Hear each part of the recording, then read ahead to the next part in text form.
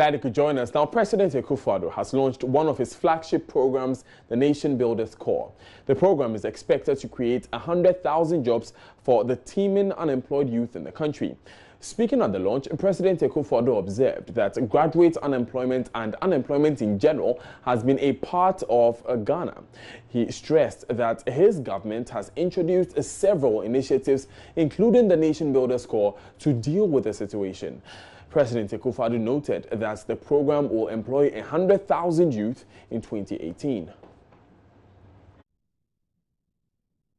To Accra now, and the Greater Accra Regional Minister Ishmael Ashite is calling on private sector employers to allow their workers to enjoy their rights to join any union of their choice. He says the attainment of decent work will be difficult if employers continue to frustrate workers who attempt to form unions. Mr. Ashite was speaking on behalf of the President as the Workers' Day parade at the Black Star Square on the theme Sustainable Development and Decent Work, the Role of Social Partners. There have been reports that some workers employed in private sector are faced with decent work deficits. There are abuses of workers' rights, including freedom of association and collective bargaining. Employers continue to frustrate workers who desire to form or join trade unions and are rather actively promoting formation of enterprise unions. I would like to urge employers to allow workers to enjoy these fundamental rights as enshrined in the Labour Act. Unemployment and low income continue to be a key feature of the Ghanaian labour market. Social protection coverage, including mandatory social insurance coverage in Ghana, continue to be low. Labor flexibility, safety and improved conditions of service are some of the challenges that need an all-inclusive approach to deal with. These challenges do seem unsurmountable, but collectively we can achieve it. Even though the Labour Act 2003 at 651 promote freedom of association and the right to collective bargaining, we are aware that some employers have resorted to several undemocratic tactics to place impediment on the path of from joining or forming trade unions of their choice. Now, in a speech on behalf of the General Secretary of the Trades Union Congress, a representative, Frida Stephanie Frimpong, stated that organized labor supports government's decision not to extend the International Monetary Fund IMF program. She condemned attacks on some workers of the Takwa mines of the Goldfields Ghana Limited who were protesting mass redundancy as the company. She's calling on President Akufo-Addo to review the labor laws to be more protective of the workers. The TUC rep also called on the president to set up a special committee to review both the first and second tier pension schemes. She hinted organized labor will submit detailed proposals to government to review the two pension schemes. Let's stay with issues having to do with the May Day celebrations, because some workers in the Upper West region have boycotted this year's celebration of the May Day due to the inability of the organizers to get them T-shirts for the celebration.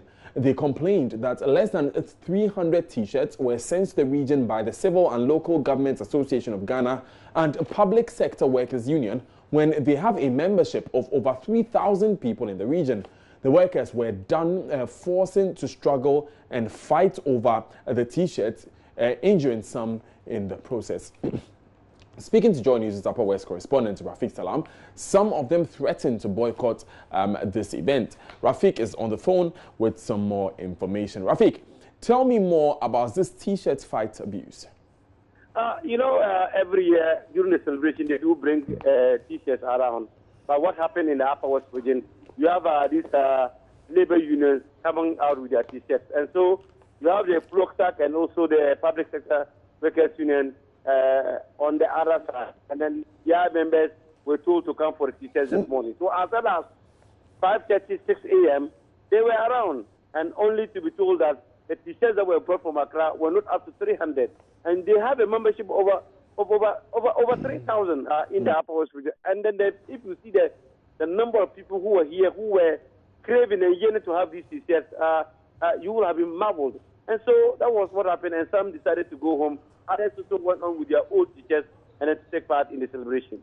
So apart from this, how has the celebration been so far? Surely I can say it's not having an effect on the celebration because it's going on well. Yeah, it's about ending. The attendance is still massive. And then the deputy or acting Upper Minister just finished delivering his speech. And also it's now that they are now trying to give award. But I will tell you that there's one here which is from the Unemployed Nurses Association. They are saying that they have not been employed for close to 2 years. And even though they welcome government decision to bring the Nation Builders Corps, but they are rejecting it in totality because they said that they cannot be part of that. Now, what has the Upper West Regional Secretary of CLOCSA, Cornelius Dasa, been saying?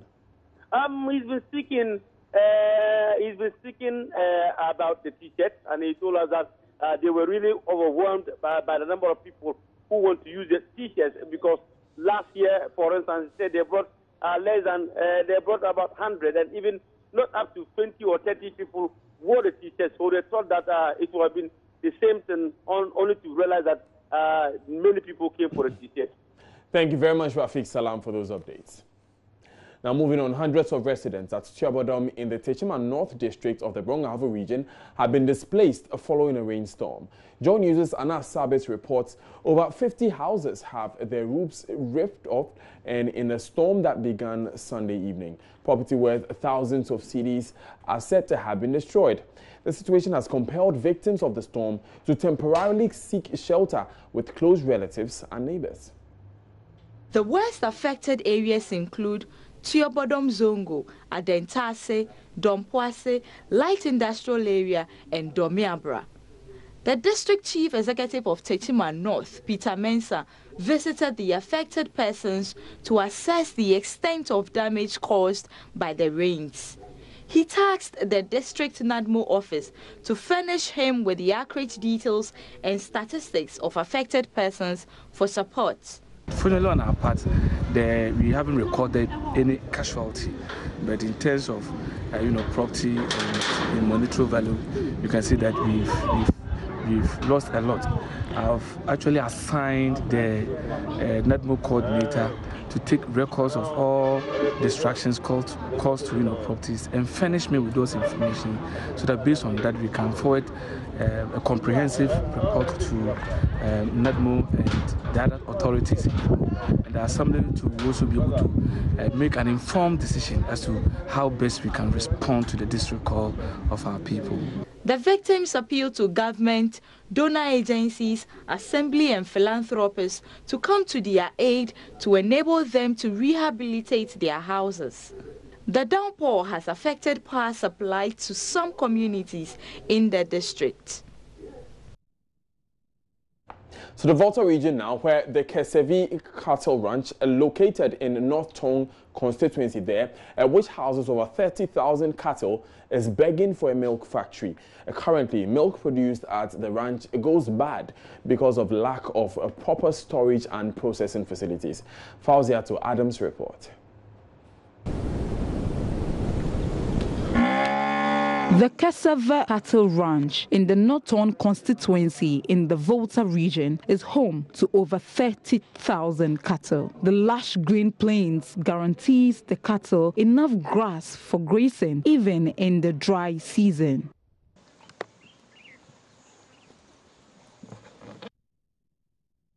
Here, caretakers are serious about vaccinating the animals to keep the animals healthy, free from disease outbreaks, and ultimately to reap from their investment. A cattle like this could go for as much as 1,200 Ghana cedis.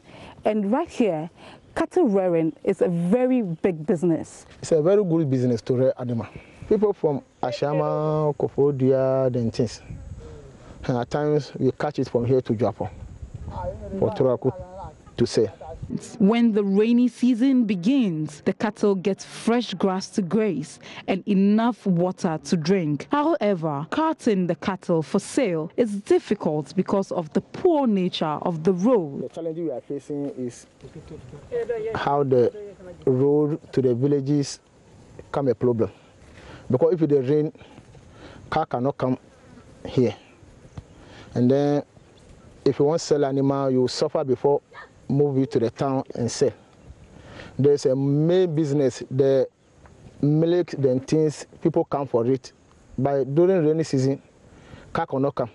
The young herdsmen are not paid with cash. They milk the cows and sell them for profit.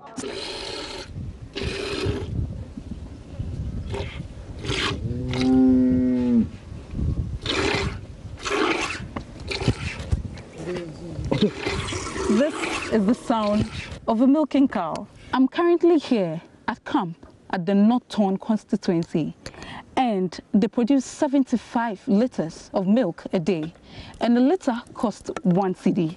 Sadly, during rainy season, the herdsmen are unable to sell the milk, also because of the poor nature of the road. After milking the cows and using some domestically, the rest go bad. Zachary is not happy with the current situation and wants a milk company established in the North Torn constituency. Here we go, there's no any company, any individual business can say maybe producers milk then things we take my business, and then we are ready to help. If any company come, they will get the milk any quantity they want for it to open some factory or any business for here, so that the youth of Northtown will get business or get job to do.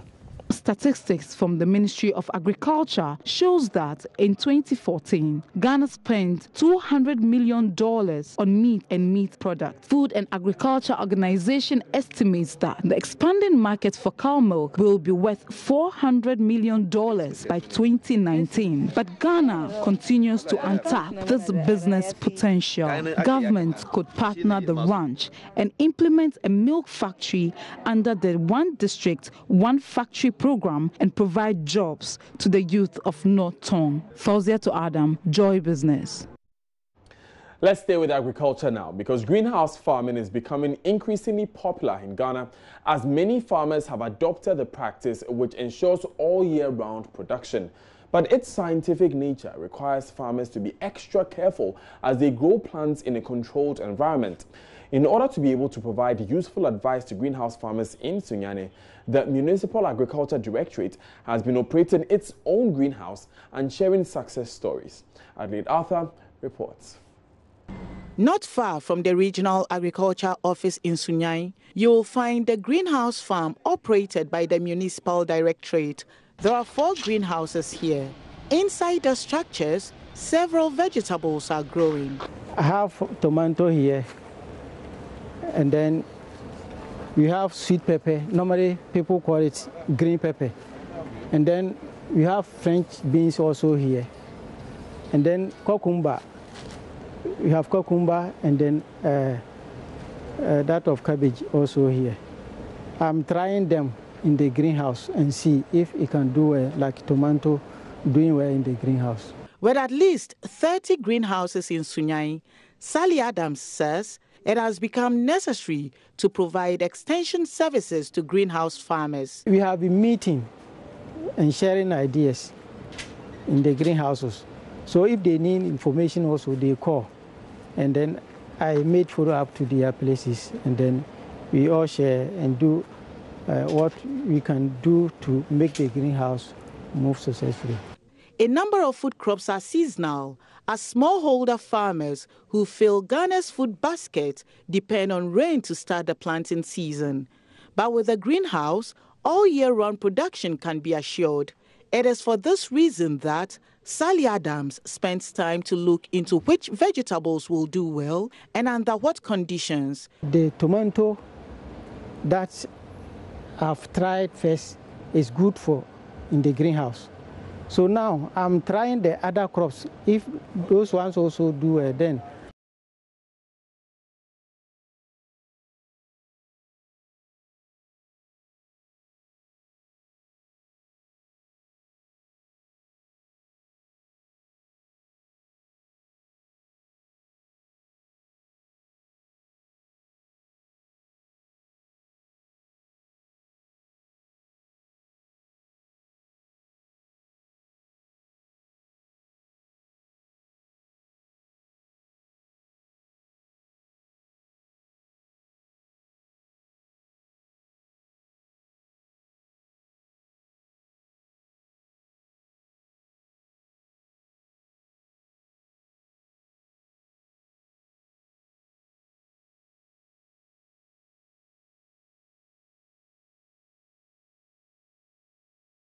to provide useful tips to farmers so they will be able to increase their yields, which is very important if Ghana is to attain food and nutritional security.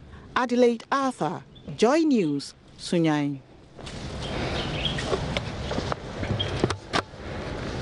You're so watching Joy News today. I am Daniel Daze. Stay with us.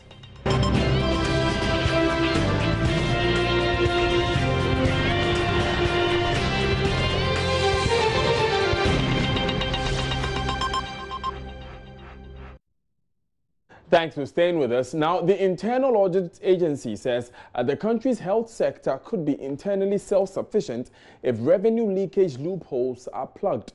Director of Operations of the Internal Audit Service, Isaac Amate, says poor record keeping and how a revenue collection is handled at health facilities across the country give room for manipulation of the system. Speaking at the inauguration of a 5-member audit committee for the health sector in the Ashanti region, Isaac Amate noted the health sector can generate enough revenue for its development if it becomes accountable. Law FM's Erastus Asaridonko has more. The Operations Director of the Internal Audit Agency, Isaac Amate, who swore in the 5-member audit committee, observed lack of proper record keeping and poor revenue management systems is depriving the health sector of needed revenue. He called on the newly inaugurated committee to tighten controls to ensure good flow of revenue for development. Now, the major issue that normally gets, just like any other institutions in the country, is about how they should be able to keep proper records in the way they carry out their work. We have poor record keeping, and it's not helping very well in what we are supposed to do. And secondly, we also want to look at the revenue management system. When you go to most of the various hospitals, you can see that the way they document or they carry on the revenue collections and everything give room for people to manipulate the system, and therefore we entreat that they will be able to improve upon their revenue management system so that they can be able to perform properly, get enough revenue to support. When we have enough revenue, then they can be able to get enough funds to be able to buy the equipments and other things that will help the hospital to be able to perform or better than we have now. There are a lot of people in the system who, when they are given the necessary training in the health sector, will be able to perform very well. We know when the health sector is doing so well, then we'll be able to have a lot of people to have their health problems solved. Chairman of the committee, Suglu Abdullahi, pledged the committee's readiness to work. You see, that is why the Act didn't say they should just bring anybody on board. We are all accountants. We all have weaknesses in our own financial management system. You see, it is easy when you're asked to assess somebody. But when you're asked to assess yourself, it is not that easy. So we are not to find faults. We are not to come and find out what weaknesses are.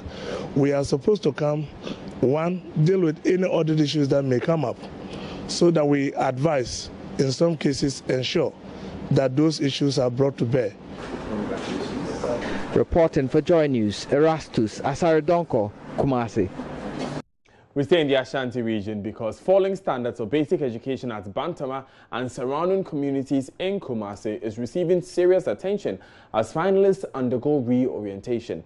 Ahead of the 2018 Basic Education Certificate Examination BECE, stakeholders are running pre-examination classes to prepare them adequately for the task. The initiative is being spearheaded by Bantama Education Committee. Nana Sensumenza has more in this report.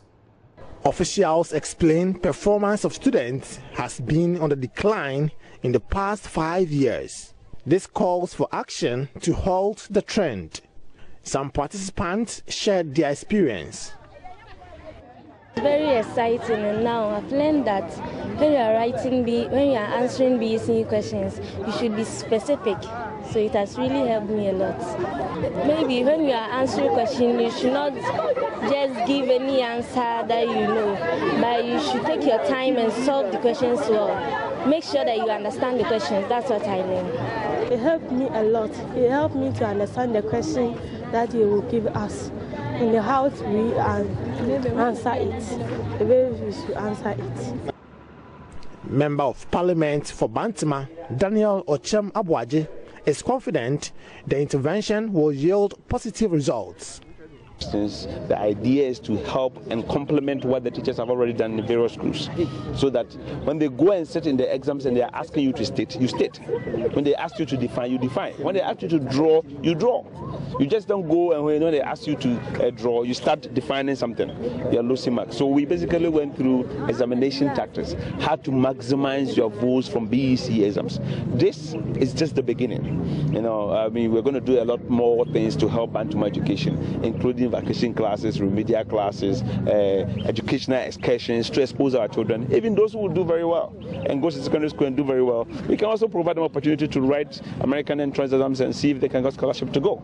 I've done it for a few people and they've gone. Initially we might think it might be a brain drain, but ultimately it's a brain gain. I had opportunity, I was coached, and today I've become a blessing to Ghana. So having been MP, I want to take that which we did when we were young. When we were young, we formed Bantama Students Union, and one of the objectives was to help JHS and SS people to be able to get educated and also, of course, clean the streets. Reporting for Joy News, Nana Asensu Mensah. Now, you may have casually purchased one or more of these fruits recently. You may have spent perhaps a cedi or two to have one in this process. Well, by doing so, you have just contributed to making the coconut economy move many steps ahead and closer to offering cocoa a healthy competition. In the first part of a 5-part series, Joy News' Kamala Adams spotlights the fruits that suddenly gained a superfood status and why scores of Ghanaians cannot do without it.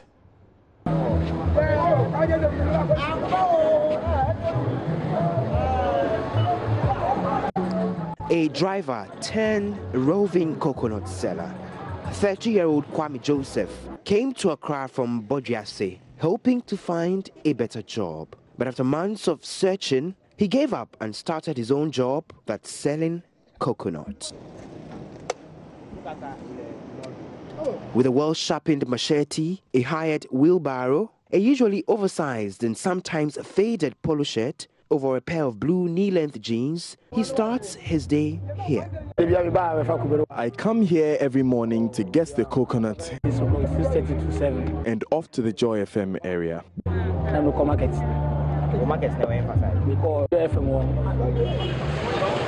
At Aveno, scores of young men come to buy coconut every day. Heaps of coconut, tens of nearly weakened wheelbarrows are lined up on a piece of land across the rail tracks. It's just rained and patches of water have collected right close to the heaps of coconut here. Kwame Joseph and some other young men are sorting the best from the coconuts. How long has he been in this business? Well, 18 years. 18 years. Been doing this for 18 years. It's a viable alternative to unemployment.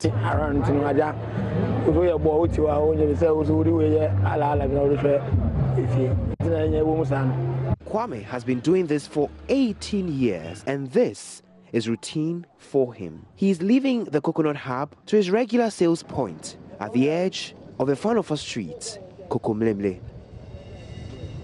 The craze for the coconut now is evident in many parts of Accra. Approximately every 500 to 600 meters, a coconut vendor stands behind a wheelbarrow or a goods truck with coconut fruits awaiting patronage. Stationed every day in front of a Joy FM building, Kwame Joseph sells nearly 100 pieces of coconut every day. It's a sunny day and these patrons will not pass up an opportunity to nourish themselves. 3 times a week. Okay. Yeah, so 3 days a week. I know it's a burden in my pocket, but it helps my system. So I'm okay with it. I try to take it as much as I can, so I take it often. I take the coconut each and every day. I try to take 2 each and every day with the basis that doctors advise that it is normal you take and it is good you take it. Away from Kokomlemle, here at Bawaleshi near UPS, few meters away from a Trinity church, patrons have stopped by to have some coconut. Maybe 3 and 4. I take 3 or 4 a day. Once it into me more than 5. I take more than 5 when I go to Accra because it's cheaper there. Depending on where you get your fruits, you may just be paying a little more. Here I'm told 1 coconut costs 2 cedis, but away from here, other locations, you could get 1 coconut for as much as 4 cedis or even 5 cedis. It's on the place on the 2 cedis tono. The Muslim 25 and get 2 cedis. I can send 25. It costs 2 cedis or 2 cedis 50 pesos. 2 cedis, 25. But we were not only 25 between the man 2 cedis. Meet 28-year-old Joshua. He's one of 25 young boys who roves around the University for Professional Studies, Medina Atomic areas with his coconut fruits. He's back here to restock his wheelbarrow after selling all 50 pieces he took to town in the morning. Day me 100 a day, and a part on me 550. I sell 100 pieces daily, 50 of them in the morning and 50 in the afternoon. And 100 a day. Many Ghanaians have now realized the importance of the coconut fruit. He confirms there's a general increase in patronage of the fruit these days. This makes him happy because it only means one thing: more job openings and more money to make. Oh, I take 2 soft ones myself on a daily basis before I set off for work. Move aside roast plantain, roast corn, and the like. Coconuts is the latest to achieve superfood status, and many commuters on Accra's streets cannot have enough. The growing appetite of Ghanaians for coconut has transformed the status of a tree crop, and in the next part of this report, I'll tell you why. Komla Adom, Joy News, Accra. I definitely enjoy a soft coconut every now and then, and this is where we wrap up the bulletin. Before we go, another look at our top stories. Now, the Nation Builders Corps is to employ 100,000 young people this year, and some workers in the Upper West region have boycotted the May Day celebration over T-shirts.